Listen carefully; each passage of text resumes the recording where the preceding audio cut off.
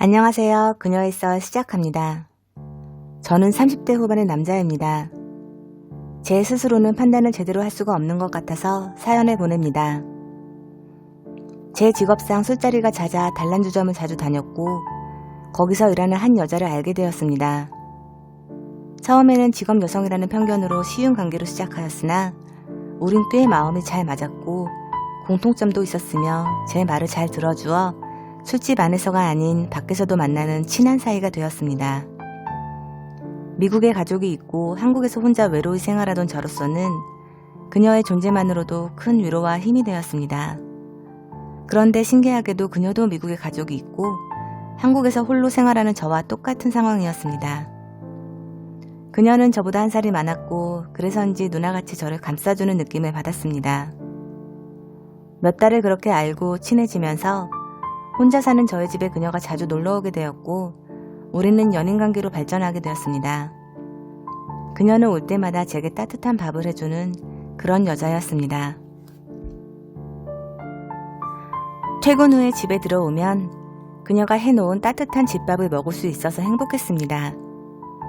누군가 나를 기다리고 있다는 거, 이제 더 이상 어두운 불 꺼진 방에 혼자 들어오지 않아서 많이 행복했습니다.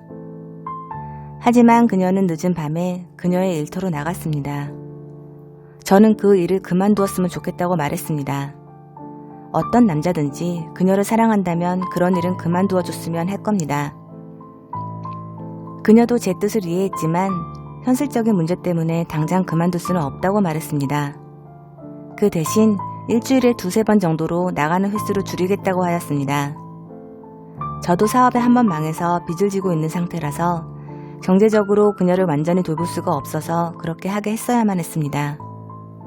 어떻게 보면 비겁했을 수도 있는 일이지만 그녀가 손님들과 잠자리를 하지 않는다는 것에 스스로에게 이해를 구했습니다. 그렇게 우리는 사랑을 이어나갔고 얼른 돈을 벌어 함께하려고 생활하면서 몇 개월이 지난 어느 날이었습니다. 그녀가 집에 들어오지 않았습니다. 전화를 걸어도 받지 않더니 자정이 넘어서는 전화기도 아예 꺼져 있었습니다. 정말 별별 생각이 다 들더군요.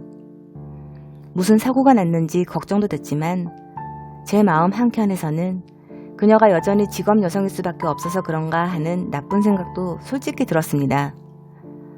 그녀가 어디 있는지 주변에 물어보고 싶은데 그 상황이 되어보니 저는 그녀에 대해서 알고 있는 것이 별로 없었습니다. 제가 알고 있는 것은 딱 하나, 그녀가 일하는 곳, 그 하나밖에 없더라고요. 그래서 그곳에 찾아갔지만 그녀는 거기에도 없었고 그쪽에서는 어떤 대답도 들을 수가 없었습니다. 실종신고를 할까 생각했지만 솔직히 무서웠습니다. 어떤 상황이든 받아들일 준비가 안 되어 있었나 봅니다. 그러다가 열흘쯤 지나서 그녀에게서 전화가 걸려왔습니다. 미안하다고, 찾지 말아달라고, 그리고 임신했다고요. 그 몇 마디만 남긴 채 끊어버렸습니다. 정말 미치겠더라고요. 도무지 이해가 가질 않았습니다. 임신을 했으면 제 옆에 있어야 하는 거 아닌가요? 아이를 낳을 거라든지 아니면 포기할 건지 거기에 대한 어떤 말조차 없이 그 몇 마디만 남기고 끊어버린 그녀를 절대 이해할 수 없었습니다. 임신했다는 그녀의 말에 저는 정말 미친듯이 전화를 하고 메시지를 남겼습니다. 제게 일이고 뭐고 눈에 아무것도 보이질 않았습니다. 그러다가 며칠 후 그녀에게서 또 한 통의 전화가 왔습니다. 그녀는 자신이 경찰 조사를 받고 있다고 말했고 조금만 기다려달라고 했습니다. 그리고 일주일 후 그녀는 집에 돌아왔습니다. 미친듯이 화가 났었지만 막상 그녀의 얼굴을 보니 저는 아무 말도 할 수가 없더군요. 무슨 일로 경찰 조사를 받았는지 도대체 왜 이랬어야 하는지 너무 궁금했지만 몇 번 물어도 울기만 하면서 말을 안 하는 그녀에게는 계속 물을 수가 없었습니다.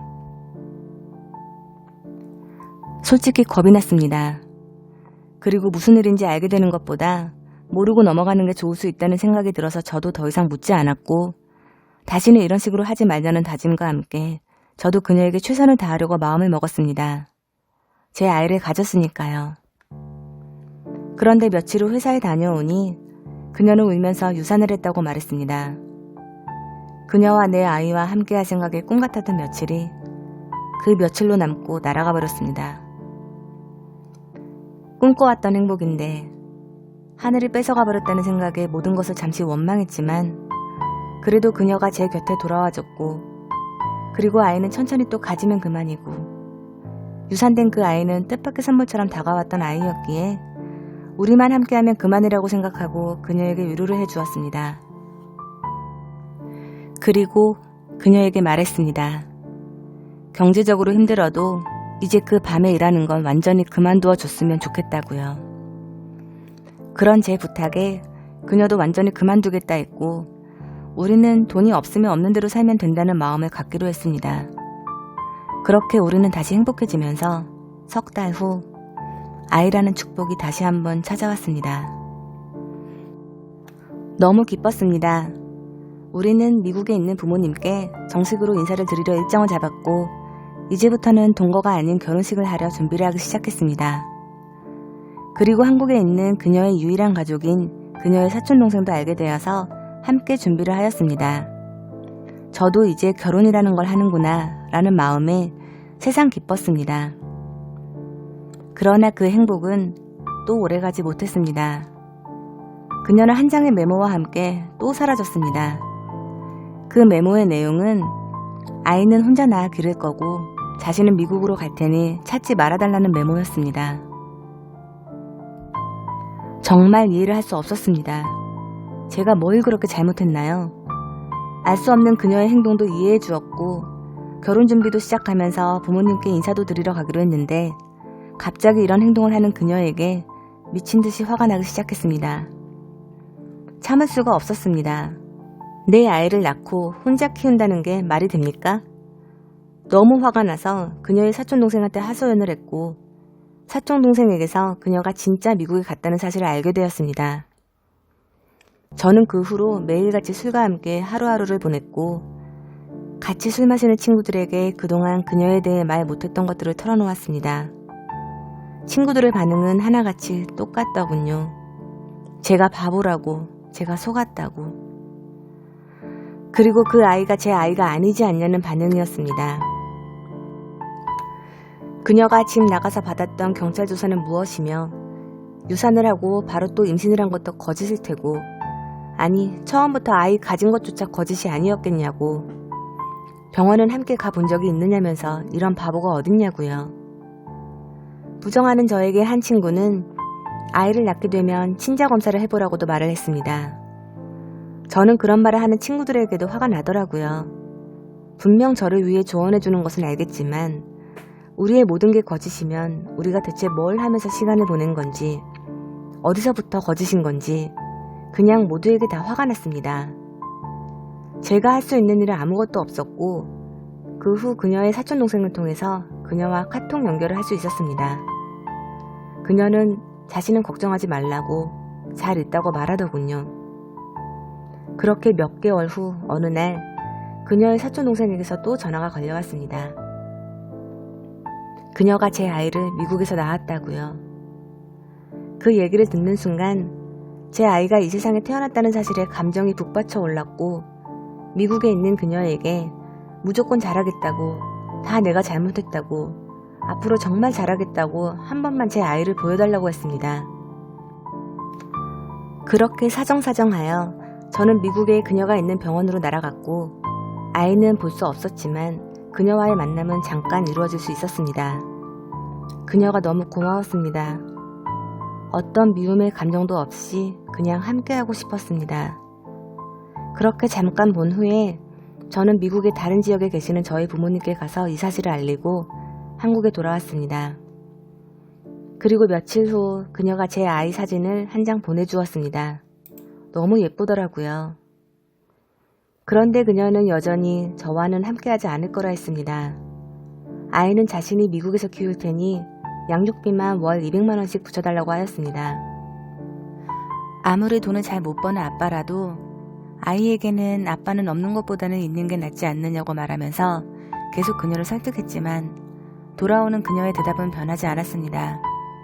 저랑 함께하지는 않을 거라고요. 무엇 때문에 그리 화가 났는진 모르겠지만 언젠가 그녀의 마음이 돌아오겠지라고 생각하면서 첫 달은 양육비 500만원을 붙였고 그 후로 월 200만원씩 붙여오기를 몇 달째 하고 있었는데 그녀의 사촌동생과 통화하는 중에 이상한 말을 들었습니다. 그녀의 말 속에 형부의 아이들이라는 말이 잠깐 나왔는데 아이들? 아이 들으면 둘 이상이라는 소린데 이상한 생각이 들어 물어봤더니 제 아이가 하나가 아닌 쌍둥이라고 합니다. 분명 제가 받아본 사진에는 한 아이였고 쌍둥이라는 얘긴 들어본 적이 없었습니다. 여기까지가 저의 상황입니다. 솔직히 저는 정말 이해가 가질 않습니다. 그녀와 저는 함께 있을 때 너무 행복했거든요. 그녀가 첫 번째 유산을 겪고 나서 그녀가 일을 나가지 않고 제가 벌어온 적은 돈으로만 생활했을 때에도 싸움 한 번 안 하고 잘 지냈었습니다. 그러던 그녀가 제 아이를 다시 갖게 되었고 우리는 정말 기뻐했는데 세상을 가진 것처럼 행복했는데 왜 그녀는 미국으로 혼자 가서 아이를 키우겠다고 했는지 아직도 이해가 가질 않습니다. 친구들에게 말을 했을 때 친구들이 제게 묻기를 그녀를 때린 적이 있냐고 묻더라고요. 아니요. 저는 절대 그녀를 때린 적이 없습니다. 그녀가 집에 안 들어와도 그녀의 기분이 상할까봐 잘 묻지도 못하는 사람이었는데 때리다니요. 그리고 친구들이 하는 말도 자꾸 신경이 쓰입니다. 아이의 사진을 보고 저를 닮지 않았다고들 합니다. 친구들이 그런 말을 할 때마다 제 아이 맞다고 다시는 그런 말 하지 말라고 큰소리치기는 하지만 그런 친구들을 이해 못하는 것도 아닙니다. 그녀와 저는 태어날 때부터 쌍꺼풀이 있는 큰 눈입니다. 눈이 약간 튀어나오고 쌍꺼풀이 크게 진 눈을 가진 둘이 서로 닮은 얼굴이었는데 사진 속 제 아이는 쌍꺼풀이 없는 눈이긴 합니다. 그게 하나의 증거라고들 하면서 친구들이 말하더군요. 그렇게 아이가 태어날 수 있는 건가요? 솔직히 저는 제 아이가 아니라고 생각해 본 적은 없었습니다. 그 아이는 제 아이가 맞습니다. 병원에 같이 가본 적은 없지만 그건 같이 갈 시간이 없었기 때문이었고 또 우리가 정말 사랑하면서 함께 지냈었기 때문입니다. 빠듯하게 양육비를 보내고 있는 저를 걱정하는 친구들의 마음은 알겠지만 제 아이가 아닐 거라는 말에는 항상 화가 납니다. 한 친구는 저에게 바보라고 하면서 자신들의 말을 믿지 못하겠으면 우리들이 아닌 세상 다른 사람들에게 한번 물어보라고 하더라고요. 너만 모르고 있는 바보 아니냐 하면서 말입니다. 그래서 이렇게 보내봅니다. 지금 제 상황, 이게 뭔가 잘못된 걸까요? 오늘의 사연은 여기까지입니다. 사연 신청자에게 진정으로 도움이 되는 댓글 부탁드립니다. 구독과 좋아요 부탁드리고 함께 해주셔서 고맙습니다. 이상 그녀의 썰이었습니다. 함께 나누고픈 이야기가 있으면 아래의 메일로 보내주세요. 그녀의 썰이 함께 하겠습니다.